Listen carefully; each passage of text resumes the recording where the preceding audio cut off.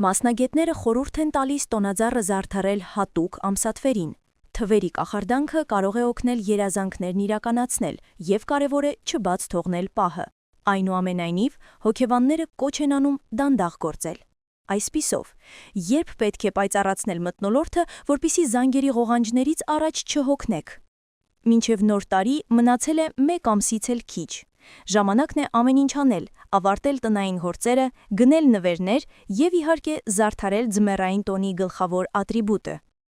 Հնագույն ժամանակներից ի վեր կարծում են, որ նոր տարվա եղևնին տրամադրություն է ստեղծում ամբողջ 12 ամիսների համար։ Կարևոր է ընտրել ոչ միայն զարդարանքները, այլև այն օրը, երբ այս կանաչ գեղեցկությունը վերածվում է փայլուն տեսարանի։ Որոշ մարդկանց եղևնիները զարդարվում են զարդերով և լույսերով նոյեմբերից, սակայն Ալմաթիից Մարիա Սեմակովայի ընտանիքում վաղեմի ավանդույթ է եղևնիները զարդարել խստորեն դեկտեմբերի 31-ին, երբ պետք է տոնածառ տեղադրել։ Ոմանք առաջնորդվում են անձնական նախասիրություններով, ոմանք հին հավատալիքներով։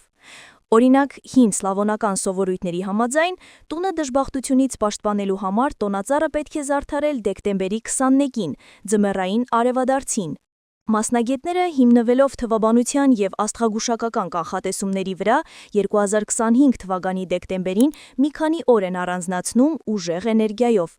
Նրանք ասում են, որ որոշակի ամսաթվերին տոնածառ տեղադրելը կարող է հաջողություն, աշխատանքում հաջողություն կամ անձնական երջանկություն բերել։ Նման առաջարկությունները տարածված են սոցիալական ցանցերում։ Մասնագետները համաձայն են որոշ խորհուրդների հետ։ Աստղաբան Գուլմիրա Մախմետովան մշակել է իր սեփական օրացույցը որոշակի օրհնություններ գրավելու համար։ Նա հայտնում է, որ նոր տարվա զարդարանքների համար համապատասխան ժամանակահատվածը սկսվում է այսօր։ Լույսով, ազատ և պայծառ էներգիայով օրերը հարմար են ձյու բախտը ակտիվացնելու համար։ Լավ ամսաթվեր են դեկտեմբերի 5-6-ը, աճող լուսինը, ուժեղ սկիզբ։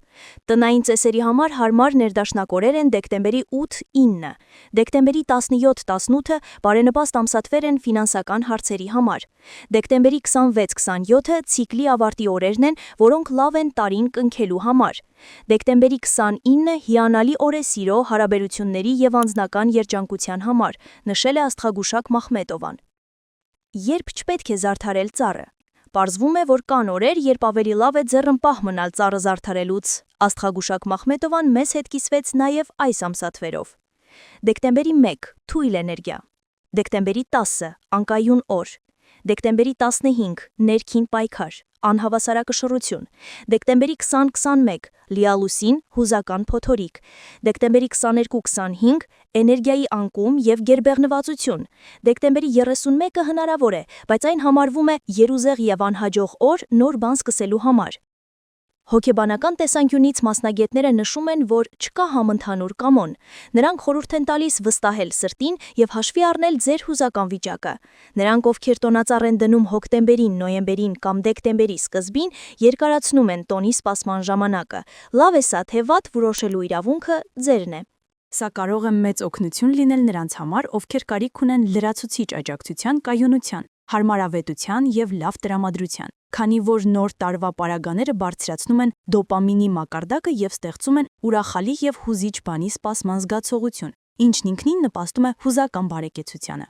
Սակայն նախապես ստեղծված տոնական մթնոլորտը կարող է ծառայել և որպես աջակցության, և որպես հոգնածության աղբյուր։ Եթե մարդը մինչև դեկտեմբեր հուզականորեն հոգնած է և խիստ զգայուն է արտաքին խթանների նկատմամբ կամ ստրես է ապրում, ապա վաղ տոնածառը կարող է մարել նորույթի էֆեկտը և հանգեցնել տոնին մոտ զգայունության նվազմանը։ Եվ այդ ժամանակ հարց է առաջանում. արդյոք արժե շտապել։ Կարծում եմ ոչ։ Զարդարված տոնածառը պետք է ցույց տա տանտիրոջ պատրաստությունը նոր տարվան, բայց եթե դուք շատ անելիքներ ունեք մինչև դեկտեմբերի վերջ և ցանկանում եք շուտ մտնել ձմեռային հրաշքների աշխարհ, ապա պետք է կենտրոնանաք ոչ թե ամսաթվերի, այլ ձեր ընտանիքի սովորությունների վրա։ Ի վերջո, նոր տարին ընտանեկան տոն է, որը թույլ է տալիս ձեզ գոնե մի պահ վերադառնալ մանկություն։ Մարդիկ ավելի շատ են սովոր, թե ինչպես են իրենց ընտանիքը վարվել մանկության տարիներին։ Եթե դուք և ձեր ծնողները միշտ զարդարել եք տոնածառը դեկտեմբերի սկզբին, ապա դա հոգեբանական առումով նորմալ է համարվում։ Բայց եթե դուք այն զարդարել եք նոր տարուց 1 շաբաթ առաջ, ապա դա հոգեբանական առումով ավելի հարմարավետ է։ Դուք չպետք է անեք այնինչ անում են բոլորը։ այլ այն, ինչ ձեզ համար հարմարավետ է։ Դուք չպետք է տոնածառը զարդարելուն վերաբերվեք որպես ձանձրալի գործի։ Դուք կարող եք դրան մոտենալ որպես պարզ ծեսի եւ զարդարել այն խաղաղության մեջ, երաժշտությամբ, համեղ բույրերով եւ նոր ու հրաշալի բանի սպասումով։ Այդ դեպքում տոնածառը իսկապես ռեսուրսներ է տալիս, բայց եթե դուք այն ընկալում եք որպես ձանձրալի գործ, դա կարող է սպառել ռեսուրսները։ Մասնագետները համաձայն են, ամենակարևորը համսաթիվը չէ, այլ անձնական վերաբերմունքը եւ անկեղծ հույզերը։ Եթե ձեզ դուր են գալիս որոշակի օրհնություններ գրավելու գաղափարները, ընտրեք առաջարկվող ամսաթվերից մեկը։ Եվ եթե հարազատներ ներկայությունը ավելի կարևոր է, հարմարվեք նրանց գրաֆիկին, անկախ նրանից, թե երբ եք դնում տոնածառը։ Այս պահը կլցնի ձեր տունը ուրախությամբ եւ տոնը կդարձնի իսկապես կախարդակ։ Երբ եւ որտեղ տեղադրել տոնածառը։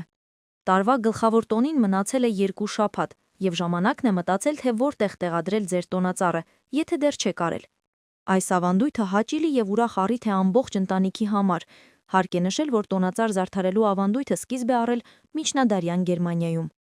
Յուրաքանչյուր ընտանիք որոշում է, թե երբ տեղադրել տոնածառը։ Ամենակարևորը բոլորին միասին հավաքելն ու լավ ժամանակ անցկացնելն է։ Այնուամենայնիվ, եթե ընտրել եք կենդանի տոնածառ, ապա անպայման չպետք է այն տեղադրեք դեկտեմբերի 20-ից առաջ։ Ինչպես նշվում է F-Times.ru-ի հրապարակման մեջ, տոնածառը պետք է ավելի կայուն լինի, հատկապես եթե ընտանիքում կան փոքր երեխաներ կամ ընտանի կենդանիներ։ Որոշների համար գլխավոր զարդարանքի տեղը շատ կարևոր է։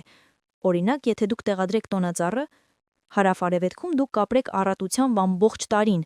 արևելքում դուք ներդաշնակություն կբերեք ընտանիքին, հարավում հաջողություն բիզնեսում,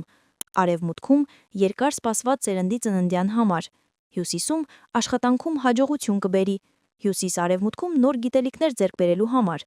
հյուսիս-արևմուտքում ճանապարհորդության եւ հորիզոնների ընդլայնման համար, հարավ-արևմուտքում անձնական կյանքում երջանկության համար։ Նաև նշվում է, որ սենյակի կենտրոնում եղևնի տեղադրելը երջանկություն եւ հաջողություն կբերի ընտանիքի բոլոր անդամներին։ Ավելին, եղևնու տակ պետք է դնել այն կենդանու արձանիկը, որի տարին գալիս է չինական կենդանակերպի համաձայն, եւ ափսե, քաղցրավենիքով։ Չկան կոնկրետ առաջարկություններ այն մասին, թե երբ պետք է ծառը կտրել։ Սունահավատություններին հետևելը յուրաքանչյուր մարդու գործն է։ Գլխավորը այսօրը ընտանիքի եւ սիրելիների հետ լինելն է։